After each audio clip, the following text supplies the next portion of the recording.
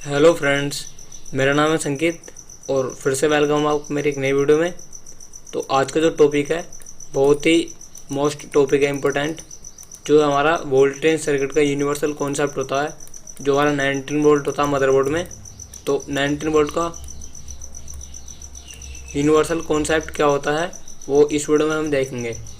तो आप वीडियो में लास्ट तक बने रहिए, आपको वीडियो ज़रूर समझ में आएगी। अगर आप उसके बाद भी कोई डाउट है तो आप मुझसे कमेंट में पूछ सकते हैं। तो चलिए वीडियो स्टार्ट करते हैं। मैं खोल लेता हूँ जो मैंने डायग्राम बनाया दिखाने के लिए आपको। तो आप यहाँ पर देख सकते हो, ये हमारे वोल्टेज सर्किट का यूनिवर्सल कॉन्सेप्ट है। अब वोल्टेज सर्किट में बेसिकली दो मॉस्फेट यूज किए जाते हैं। दो मॉस्फेट कौन कौन से, या तो वो AC फैट और होता है हमारा RV फैट। तो AC और RV फैट में से पहला या दूसरा मॉस्फेट कोई सा भी हो सकता है। हमें क्या देखने कि जो हमारा 19 वोल्ट होता है वो इस जो DC का कनेक्टर होता है, यहाँ से जो हमारा ये CLR होता है, इस पॉइंट तक हमारा जो 19 वोल्ट होता है वो कैसे पहुँचता है। ठीक है फ्रेंड्स, तो जैसे हमारा यहाँ पर DC का कनेक्टर है, मैं आपको समझाता हूँ अब किस तरीके से 19 वोल्ट इस CLR तक ट्रैवल करता है। तो आप यहाँ पर देख सकते हो ये हमारा DC का कनेक्टर है। अब DC का कनेक्टर आपको 4 पिन में मिल सकता है, 6 पिन में भी, और आपको बहुत बार आपको 5 पिन में भी मिलता है, जिनमें से आपकी 3 पिन मैन होती हैं। तो आपकी 19 वोल्ट की लाइन, दूसरा आपका ग्राउंड, और तीसरा आपका अडप्टर आईडी या PSID। अगर वो डायल का हो तो PSID, अदरवाइज वो लैनवो या HP का हो तो उसमें अडप्टर आईडी। ठीक है, तो आप यहाँ पर देख सकते हो मैंने यहाँ पर 3 पिन बनाई हैं। एक तो हमारा हो गया ग्राउंड का, और दूसरा हमारा हो गया यहाँ पर 19 वोल्ट, और तीसरा हमारा ये अडप्टर आईडी का। तो होता क्या है, जैसे आप यहाँ पर 19 वोल्ट प्लग करते हो DC के कनेक्टर में, तो हमारा जो क्या होता है, ये जो 19 वोल्ट होता है, अब देखो ग्राउंड के लिए इसके यहाँ से यहाँ तक पास दे दिए। कोई ज़्यादा लंबा सर्किट तो है नहीं ग्राउंड के लिए। सर्किट किसके लिए, फिर हमारा जो 19 वोल्ट की पॉजिटिव लाइन है उसके लिए, है ना। तो जब भी आप देखोगे तो आपको कोई ना कोई 19 वोल्ट के पाथ में, जो 19 वोल्ट का पाथ है, तो उसके पाथ में कोई ना कोई आपको एक कोयल या फ्यूज मिलेगा DC के कनेक्टर के बाद, जो कि हमारा प्रोटेक्शन सर्किट के लिए लगा होता है। क्योंकि अगर मान लीजिए DC के कनेक्टर को 19 वोल्ट की जगह हाई वोल्टेज है, तो ये फ्यूज कोयल ओपन हो जाएगा, जिसकी वजह से हमारा आगे का सर्किट सेफ रहेगा, है ना। तो इसके पास में आपको सबसे पहले आएगा DC का कनेक्टर, उसके बाद आपका आएगा कोई कोयल या फ्यूज, उसके बाद आता हमारा फर्स्ट मॉस्फेट।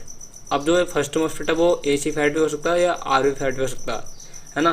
तो अभी तो देख सकते हो आप इस मॉस्फेट की कंडीशन, ये जो मॉस्फेट की कंडीशन है वो अभी AC फैट है, और जो हमारा सेकंड वाला वो उसके अपोजिट मतलब RV फैट है।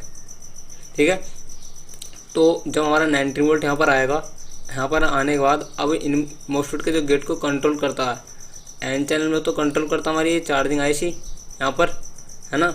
और जो होता है आपका P चैनल, उसमें कंट्रोल करता है आपका वोल्टेज डिवाइडर, है ना। तो मॉस्फेट की गेट की जो कंट्रोलिंग होती है उसके लिए मैंने पहले वीडियो बना चुका हूँ। अभी जो हम समझेंगे वो समझेंगे कि हमारा 19 वोल्ट इस DC के कनेक्टर से इस CLR तक किस तरीके से ट्रैवल करता है ना। ये हमारा अभी मोस्ट इम्पोर्टेंट टॉपिक है। और ये जो वोल्टेज होता है हमारा 19 वोल्ट CLR पर पहुँचने के बाद ये किस किस पॉइंट पर जाएगा वो भी तुम्हें समझना है ना। क्योंकि मान लीजिए अगर यहाँ पर वोल्टेज चलो पहुँच गया और वो वोल्टेज में डेस्टिनेशन तक नहीं पहुँचा, तो वो वोल्टेज किसी काम को तो है नहीं। क्योंकि चलो यहाँ पर आ गया, यहाँ पर आने का मतलब क्या है कि ये यहाँ से मेन जगह पर जाएगा, जहाँ जहाँ पर भी मदरबोर्ड में 19 वोल्ट की रिक्वायरमेंट होगी।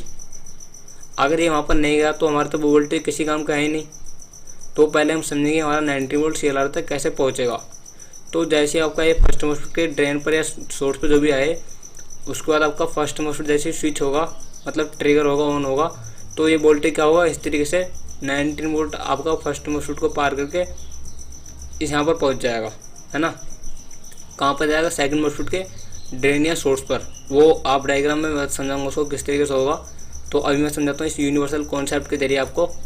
तो जैसे आपका फर्स्ट मॉस्फेट को पार करेगा, अब आते हैं हमारा सेकंड मॉस्फेट पर। अब सेकंड मॉस्फेट को भी ऑन होना ज़रूरी है ना, तभी तो हमारा पूरा का पूरा 19 वोल्ट इस पॉइंट पर आएगा CLR पर। तो जैसे हमारा यह तो इसको अगर N चैनल होगा तो इसको यह तो हमारी चार्जिंग IC कंट्रोल करती है N चैनल में, और अगर आपका हो P चैनल तो उसको कंट्रोल करता है आपका वोल्टेज डिवाइडर।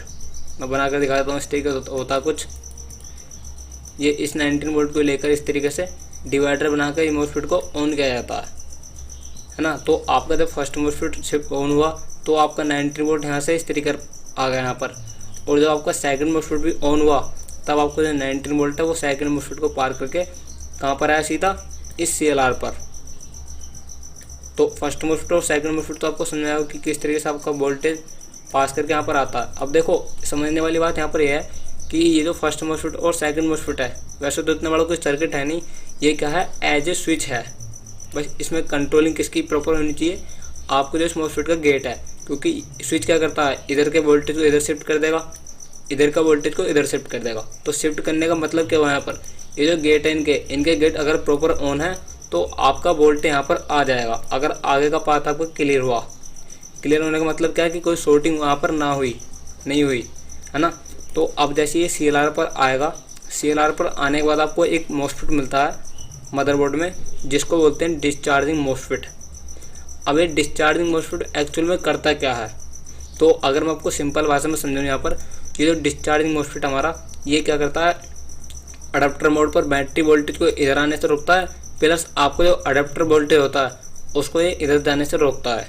मतलब ये क्या करेगा, बैटरी मोड पर बैटरी वोल्टेज को यहाँ से इस तरीके से पार करके पूरे मदरबोर्ड में रन कराएगा, CLR पर पहुँच गया ना। और अडाप्टर वोल्टेज को, जैसे आपका अडाप्टर वोल्टेज यहाँ पर आएगा तो ऑब्वियसली बात है यहाँ पर भी आएगा ना, तो इस अडाप्टर वोल्टेज को इधर जाने से रोकना।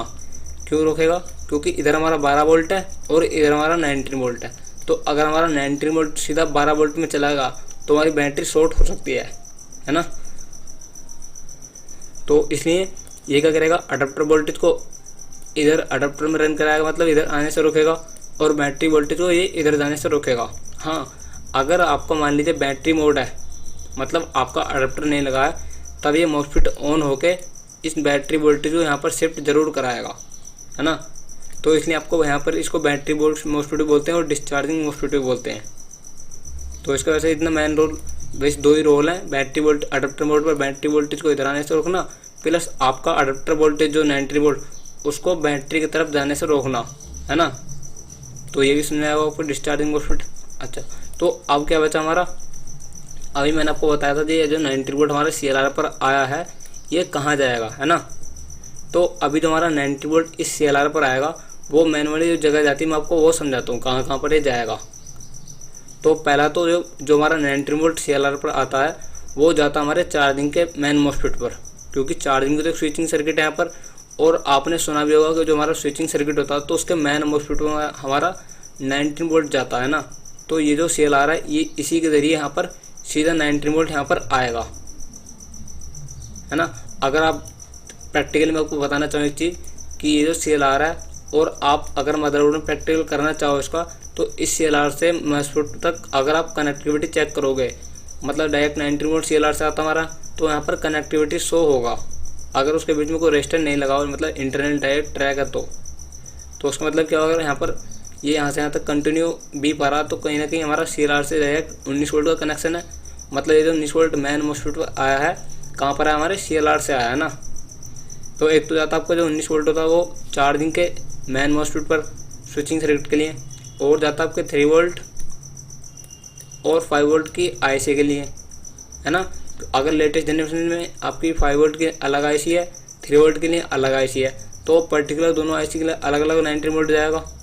लेकिन अगर आपको मॉस्फेट के द्वारा उसको कंट्रोल किया जा रहा है, मतलब स्विचिंग किया रहा है, तो वहाँ पर आपके 3-5 के जो मैन मॉस्फेट होते हैं दोनों, 3 वोल्ट को बनाने के लिए और प्लस 5 वोल्ट को बनाने के लिए जो स्विचिंग सर्किट होते हैं दोनों, उनके मैन मॉस्फेट हमारा 19 वोल्ट जाता है, प्लस आपकी IC के अंदर भी वहाँ पर वोल्टेज जाता है। और कहाँ पर जाता है, तो आपके रैम को भी जाता है। ये रैम, जो आपकी रैम की IC होती है वहाँ पर एक पिन होती है टॉन्सिल, वहाँ पर भी आता है। और जो रैम के जो मैन मॉस्फेट है और सपोर्टिंग मॉस्फेट है, तो उनमें से जो मैन मॉस्फेट होता है हमारा स्विचिंग का, उसके मैन मॉस्फेट हमारा 90 वोल्ट जाता है। और कहाँ पर जाता है, तो एक जाता हमारी 1.05 की एक सप्लाई होती है PCH की, जो PCH की कोर वोल्टेज बोलते हैं जिसको, वहाँ पर हमारा जो हमारा 19 वोल्ट होता है वहाँ पर भी आता है। अगर वो स्विचिंग के दौरान तो उसके मैन मॉस्फेट पर जाएगा। अगर वो स्विचिंग के दौरान नहीं है, मतलब 1.05 को बनाने के लिए पर्टिकुलर कोई IC है, तो उसके अंदर भी वो 19 वोल्ट हमारा जाता है बहुत बार।